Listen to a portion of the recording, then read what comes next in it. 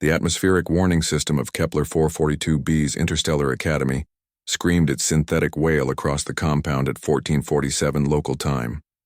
Emma Chen didn't need the translation overlay in her visor to understand what was coming, the sudden darkening of the rust-colored sky and the way every alien student around her had frozen told her everything. Radiation storm. Professor Vektor's voice crackled through the emergency channel, his usual composed Zentari clicking replaced by urgent chirps. All students to the shelters immediately. Emma watched as the courtyard erupted into controlled chaos.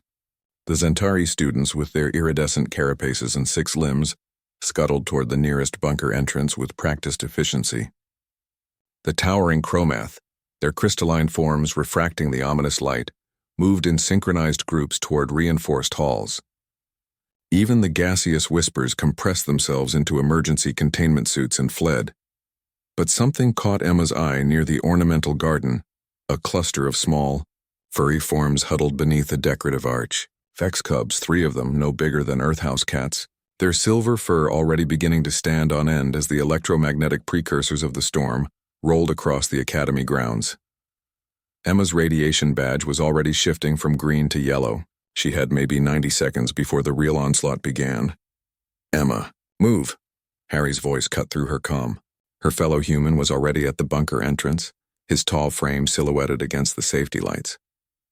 "That's an order from your study partner who doesn't want to explain to Earth why he let you die on an alien world." But Emma was already running, not toward the bunker but toward the cubs.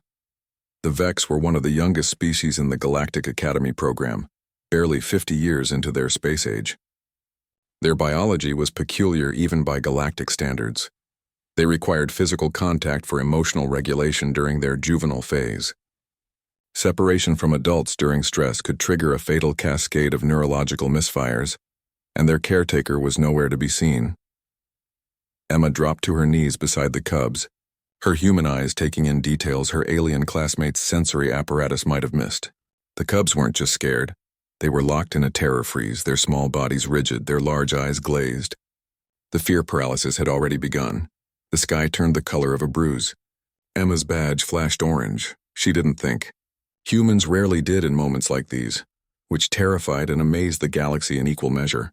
Emma tore off her academy jacket, the one with the precious radiation-resistant lining that might have bought her an extra 30 seconds, and threw it over the cubs. Then she pressed her body over them, creating a shelter with her own flesh. "Emma, what the hell are you doing?" Harry's voice was pure panic now. "They're babies, Harry. They'll die." "So will you." The first wave hit like invisible fire. Emma felt it through her skin, through her bones, a crawling sensation as charged particles tore through the atmosphere.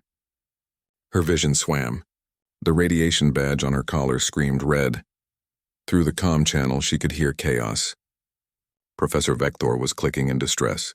Harry was apparently fighting 3 other students to get back outside. Someone was calling for medical. Someone else was citing Galactic Academy Regulation 47B about prohibited hero complexes. But under Emma's coat and body, she felt movement. The cubs were stirring. One made a small chirping sound. Another pressed its face against her hand. They were responding to her warmth, her heartbeat, the chemical signatures of mammalian calm that humans leaked like a signature. Emma's hands were shaking now. Blood vessels in her eyes were bursting, painting her vision pink. The second wave was worse than the first. "Stay down," she whispered to the cubs, though they couldn't understand English. "I've got you. I've got you." Later, the medical team would estimate she'd absorbed roughly 4 times the recommended annual radiation dose in those 3 minutes. Later, the Vex matriarch would arrive with her diplomatic convoy and weep crystalline tears that sparked in the light. Later, the Galactic Council would add another incident to their growing file labeled Human Behavioral Anomalies Requiring Further Study.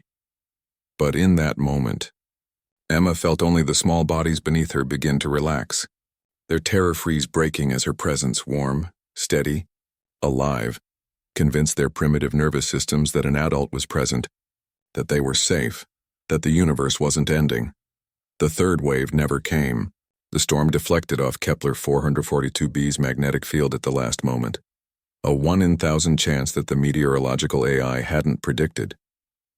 By the time the all-clear sounded, Harry had breached every safety protocol to reach the courtyard. a medical kit in one hand and murder in his eyes. He found Emma sitting up, the three cubs crawling over her like she was terrain, their crisis-bonding instincts now thoroughly imprinted on the strange, soft alien who had defied radiation and sense to keep them safe. "You're an idiot," Harry said, hands shaking as he ran the medical scanner over her. "Probably," Emma agreed. Her voice was hoarse. "How bad?" "Bad enough that you're spending the next week in regeneration therapy. Bad enough that I'm never letting you out of my sight again." He looked at the cubs, then at her, and something in his expression softened. "Bad enough that you're going to be insufferable when you find out what you've done." "What did I do?" Harry gestured to the crowd gathering at the bunker entrance. Every species represented at the academy was there, staring. Not with horror or judgment, with something else. Something that looked almost like reverence. Professor Vector approached slowly, his carapace still reflecting stress colors. "Miss Chen," he began, then stopped, his translator struggling. Finally, he switched to his native language, letting the device catch up. "In 300 years of Galactic Academy operation, across 47 worlds, no being has ever. We have protocols for emergencies. We have expectations of behavior, rational behavior. But humans," Emma said quietly, "aren't always rational." "No," Vector agreed. "You are not. When everyone else calculates acceptable losses, humans—" He gestured helplessly at her, at the cubs, at the coat still wrapped around small bodies. "Humans subtract themselves from the equation and call it math." The Vex matriarch arrived 6 hours later. She was a being of such diplomatic importance that her ship required 3 escort frigates.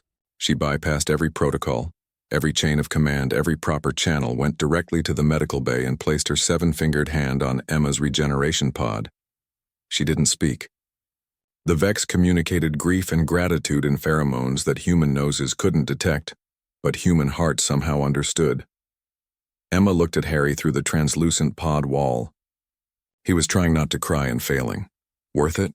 he asked. Emma glanced at the observation window where 3 small faces pressed against the glass, silver fur groomed and shining. Alive. "Yeah," she said. "Worth it." The galaxy, watching through security footage that would be analyzed in xenopsychology classes for generations, was forced to update its files on humanity once again. The conclusion, written in Professor Vector's careful script: humans do not calculate survival. They calculate significance. This makes them either the most foolish or most noble species we have encountered, perhaps both. Further study required, possibly from a safe distance, but in the margins, in his own language where he thought no one would translate, he added one more line: "May we all be so foolish when it matters."